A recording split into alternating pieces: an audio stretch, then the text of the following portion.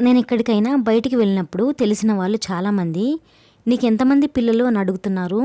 ఒక పాప అని చెప్తే చాలు అదేదో పాపాన్ని కన్నట్టు అయ్యో పాపం అన్నట్టుగా మొహం పెట్టుకొని పోనీలే ఈసారి దేవుడు నీకు కొడుకునిస్తాడు అని అంటున్నారు. ఒకరిద్దరి నోట్ల నుంచి కాదు నేను ఈ మాట విన్నది, ఆల్మోస్ట్ అందరూ అదే అంటున్నారు. దీన్ని పాజిటివ్గా తీసుకోవాలో లేదా నెగిటివ్గా తీసుకోవాలో అస్సలు అర్థం కాదు. అంటే పాప పుడితే వాడు దురదృష్టవంతుడు, బాబు పుడితే అదృష్టవంతుడని ఎక్కడైనా రాజ్యాంగంలో రాసుందా ఏంటి నాకు అర్థం కాదు. పేరెంట్స్ అయిన మాకు లేని బాధ పాపం సొసైటీలో జనాలకు ఉంది. తెలియని వాళ్ళకి చెప్తున్నా, ఇంటికి ముందు పుట్టిన ఆడబిడ్డ మహాలక్ష్మితో సమానం. ఇంటికి డబ్బు రూపంలో లక్ష్మీదేవి వస్తే సంతోషంతో ఉక్కిరిబిక్కిరి అయిపోతారే, మరి అదే లక్ష్మీదేవి కడుపున బిడ్డగా జన్మిస్తే కళ్ళకద్దుకోవాలి. కానీ ఇవంతా ఏంటి, కాలాలు మారుతున్నాయి కానీ ఆడ మగ అనే తేడా ఎప్పుడు మారుతుందో. ఇదంతా ఎందుకు చెప్తున్నానంటే మీరు కావాలని మాట్లాడకపోయినా కొన్ని మాటలు గుండెకి గుచ్చుకుంటాయి.